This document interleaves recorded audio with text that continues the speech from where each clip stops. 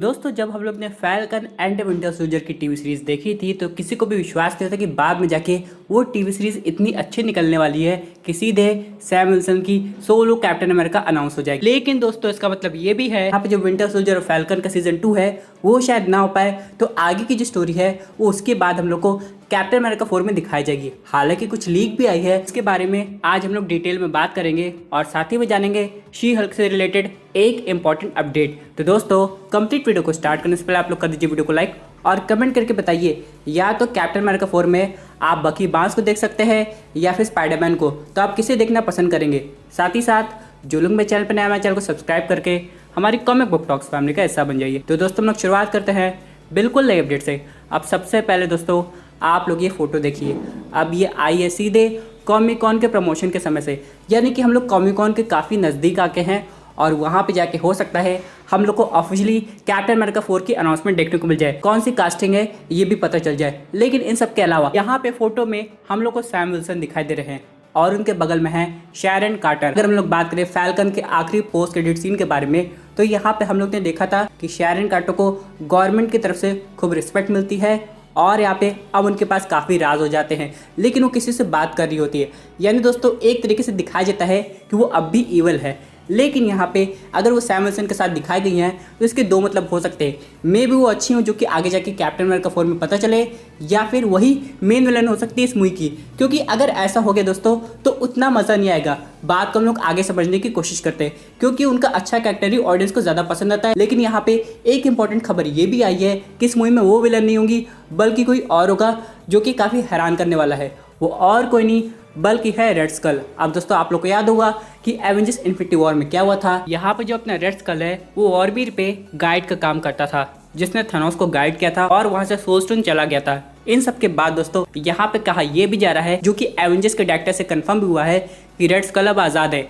लेकिन सबसे इंपॉर्टेंट बात यह है कि अगर वो आज़ाद है तो वापस अर्थ पे आया होगा, लेकिन कौन से टाइमलाइन पे, यानी कि जिस वक्त वो टेसरेट को उठा के टेलीपोर्ट हो गया था उस टाइमलाइन पे, या अपनी करंट मार्वल सिनेमैटिक यूनिवर्स की टाइमलाइन पे। क्योंकि दोस्तों अगर ऐसा हो जाता है तो सबसे इंपॉर्टेंट बात यह है कि प्रेजेंट टाइमलाइन में आते ही उसे ये पता चलेगा कि उसे सब कुछ दोबारा से शुरू करना पड़ेगा। और हालांकि उनका सबसे बड़ा दुश्मन जो कि है कैप्टन अमेरिका स्टीव रॉजर्स, वो भी ओल्ड हो चुके हैं और ना जाने कहाँ पे, हो सकता है चांद पे हो। लेकिन यहाँ पे अगर रेड स्कल मूवी का विलन होता है तो इससे बेटर बात कोई हो ही नहीं सकती है। लेकिन यहाँ पे एक और इम्पॉर्टेंट पॉइंट आता है लीक स्टोरी के हिसाब से, तो कि ये है कि रेड स्कल की डॉटर शुरुआत से ही मार्वल सिनेमैटिक यूनिवर्स में है, जो कि हम लोग को कैप्टन अमेरिका 4 में दिखाई दे सकती है। यानी दोस्तों इन दोनों का जब टीम अप होगा तो यहाँ पे ये क्या ईवल कारनामा करेंगे ये तो आने वाला वक्त बताएगा। एक और वियर्ड सी थ्योरी है, लेकिन फिर भी चलिए दोस्तों हम लोग समझ लेते हैं। तो कि ये है कि अगर ये मूवी मल्टीवर्स के कॉन्सेप्ट पे बेस होगी तो यहाँ पे सैम विल्सन का सामना और कोई नहीं बल्कि खुद कैप्टन हाइड्रा करेंगे, का रोल प्ले करेंगे यहाँ पे क्रिस इवंस। यानी दोस्तों कैप्टन अमेरिका को सैम विल्सन इतना रिस्पेक्ट देता है और वो जो ओल्ड होके उन्हें अपने शील्ड दे दिए थे, इन सब के बाद अगर किसी मल्टीवर्स से वो कैप्टन हाइड्रा को देखते हैं, यहाँ पे सैम विल्सन के लिए उनका सामना करना कितना मुश्किल हो सकता है। यही नहीं दोस्तों, यहाँ पे ये भी खबर आ रही है कि अगर मल्टीवर्स कॉन्सेप्ट यूज़ होता है तो यहाँ पे किसी ऑल्टरनेट यूनिवर्स के स्टीव रॉजर्स सैम विल्सन की हेल्प करने आ सकते हैं और मे भी हम लोग को ये राज खुल जाए कि आखिरकार इस समय ओल्ड कैप्टन अमेरिका कहाँ है। क्योंकि दोस्तों अगर उनकी डेथ हो जाती तो एक हल्का सा फ्यूनरल दिखाया जाता, लेकिन ऐसा कुछ नहीं है। यानी कि अभी भी मार्वल सिनेमैटिक यूनिवर्स में ये एक तरीके का सीक्रेट है कि आखिरकार ओल्ड स्टीव रॉजर्स के साथ क्या हुआ। अब यहाँ पे इन सब के अलावा बात करें अगर दूसरे कैरेक्टर की, जो कि काफ़ी इंपॉर्टेंट हो सकता है और यहाँ पे उसने काफ़ी अच्छी ट्रेनिंग ली है वकांडा में, वो और कोई नहीं है बकी बांस। अब यहाँ पे आप लोग को पता होगा बकी बांस और आयो की वजह से सैम विल्सन को एक नया कैप्टन अमेरिका का आर्मर देखने को मिला, कि हो सकता है ऑफिशियली अपग्रेड हो जाए। अब यहाँ पे तभी होगा जब बकी बांस का आगे का वकांडा कनेक्शन और दिखाया जाएगा। क्योंकि दोस्तों बहुत लोग को लग रहा था फैल्कन एंड विंटर सोल्जर के आखिरी एपिसोड में हम लोग को ना सिर्फ सैम विल्सन कैप्टन अमेरिका बनते हुए दिखाई देंगे, बल्कि यहाँ पे बकी बांस को अपना ऑफिशियली वाइब्रेनियम का व्हाइट वुल्फ कॉस्ट्यूम भी देखने को मिलेगा। क्योंकि दोस्तों अगर यहाँ पे उसे टाइटल दिया गया है तो कॉमिक बुक में एक ऐसा कॉस्ट्यूम भी बनाया गया है जो कि काफ़ी एडवांस है, लेकिन ऐसा कुछ नहीं हुआ। और हालांकि यहाँ पे बकी का केमियो होता है तो फैंस इन दोनों का टीम अप फिर से देखना चाहेगी।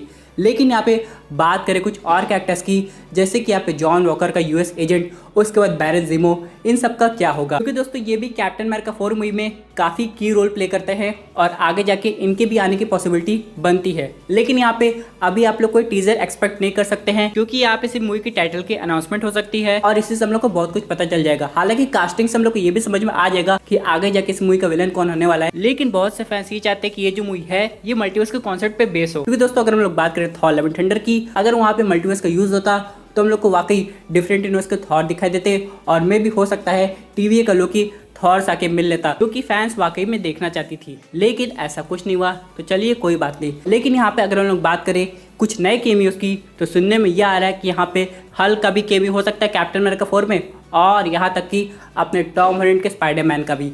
अब यहाँ पे मैं ऐसा इसलिए कह रहा हूँ क्योंकि जितने भी एक्शन दिखाए जाएंगे वो सब शहर में ही होंगे और यहाँ पे कुछ लोकल सुपर हीरो भी उनकी हेल्प कर सकते हैं। हालांकि मैं स्पाइडरमैन को कभी लोकल नहीं कहूँगा, क्योंकि वो तो यहाँ पे आउटर स्पेस में थेनोस से भी बैटल कर चुका है। लेकिन फिर भी दोस्तों, अगर स्पाइडरमैन और सैम विल्सन का टीम अप होता है, हाँ पीटर पार्कर उसे अच्छे से जानेगा, लेकिन सैम विल्सन को याद नहीं आएगा इसके पीछे है कौन। इन सब के अलावा बात कर लेते हैं अपने अगले इंपॉर्टेंट अपडेट की, जो कि आ रही है शी हल्क की टीवी सीरीज से। आप लोग ने नोटिस किया होगा यहाँ पे CGI में काफ़ी इम्प्रूवमेंट हम लोग को देखने को मिला है। लेकिन अगर हम लोग बात करें कुछ नए केमियो की, तो ये फैंस को हैरान कर सकता है, जो कि सीधे टीवी सीरीज में दिखाया जाएगा।